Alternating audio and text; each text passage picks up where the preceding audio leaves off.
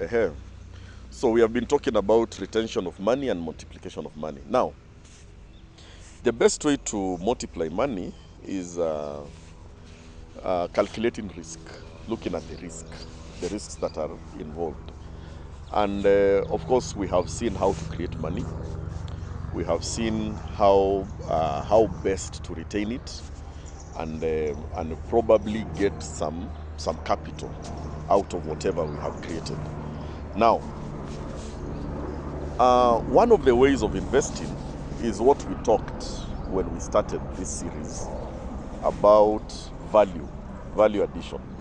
Looking at what can add value to people, and then you can invest in that. For example, if you have a skill and you think that it can add value, maybe web design, vitu kama hizo. Kwanza saa hizi venye vitu zinaenda digital, things like that. Skills like videography, editing, those are very high value skills because people are moving into the digital world. So that is something that you can increase in skill and you can invest in. Now, there are other low-risk investments which I usually love.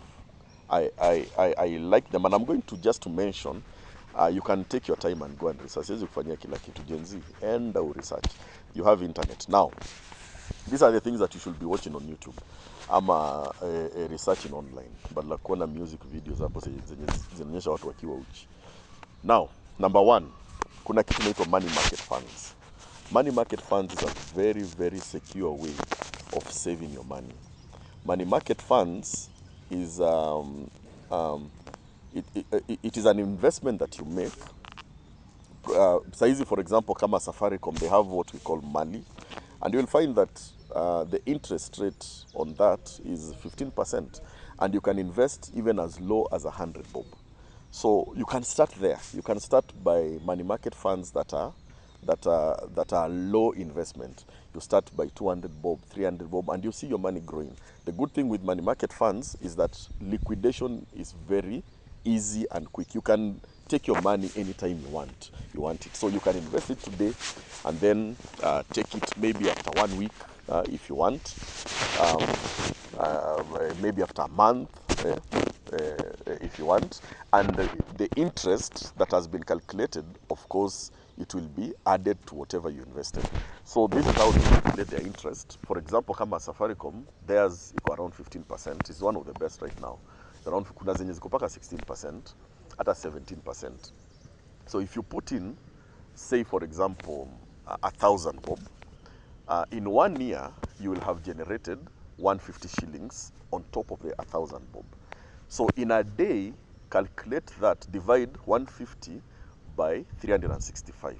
So every day, whatever you get out of that, every day that is what you'll be earning. So it doesn't matter when you're going to withdraw that money, you will withdraw together with the interest that you have accumulated per day. So that is money market funds. Let's go to treasury bills and treasury bonds. Treasury bills, they are things that government use to do development. They take loans from people to do development at an interest. Now, for example, a treasury bill, for example, the government comes. I'm trying to use a layman's language as much as possible ndio tuelewe. Sitaki kutumia technical terms. So a treasury bill, the government inakuja inakwambia nipatie 100 bob, and then after 3 months nitakupatia 120 shillings. Yeah, so hiyo ndio treasury bills, in that you buy the bill at a discounted amount that you agree with the government, and then unalipwa at an interest. Ni biashara tu ya kawaida. The minimum amount that you can invest in that is 100,000. So when we talk about treasury bonds ni a long-term investment, kama a mid and long-term investment that takes from 1 year to 30 years to mature, depending on the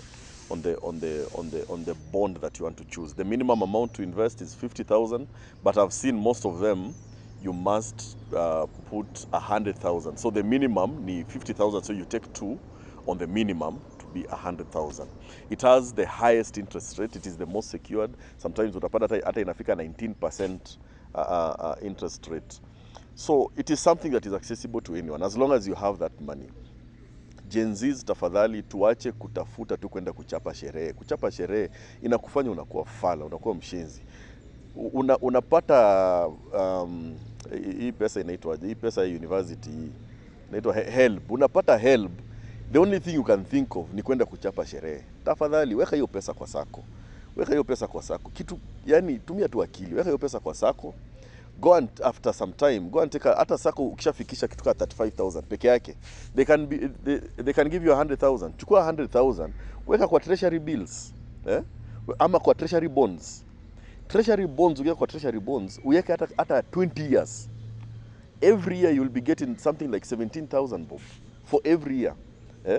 Utalipa ile loan, utatumia for example kama you are, there is a skill you are doing, utasaidia kulipa that loan as you're still saving maybe 1,000 bob per month, na ile interest yenye unapata kwa treasury bonds inakuja bado ina offset deni pandei. Within a short period of time umelipa deni, alafu unakulanga pesa yako pole pole. 100,000 yako imelala mahali pole pole. Unaona? And you can take it for a long time, kama 20 years, 25 years. By the time unaanza kujilipia bills, unaanza kujilipia rent, unaanza kuitishwa pesa ya mchango ya burial. Wewe uko hapo mbele unatoa pesa, unachanga, you know? By the time watoto wako wanaenda shule, hautakuwa unahangaika kulipa fees. Ni akili mtu wangu, hata madem. Ukikatiwa na jamaa mwenye anapiga tu stories za betting, stories za kuchapa sherehe, huyo ni fala. Wachana na mtu kama huyo. Mtu akusaidii, akupeleki mahali. Kaa chini na mtu mwenye anakupigisha stories za investment na anakuambia nisha invest hapa, niko kwa sako, niliingia 6 months ago, nina save 1,000 bob per month ama 2,000 bob per month, ninafanyanga hivi, nafanya web design, nafanya kitu kama hii, you know. And then tutakuwa na generation yenye iko na value men, watu wenye wako na strength. Yani ukiongea kwa nyumba unasikika, ukiongea kwa society unasikika. You can change your society, you can change your family. Yeah, wacha tusaidiane, tushikane mkono bana. Gen Zs, msipote na internet. So kama kuna anything that you'd like us to talk about, especially regarding this, you can just comment hapo kwa comment section and we will see how we are going to tackle them.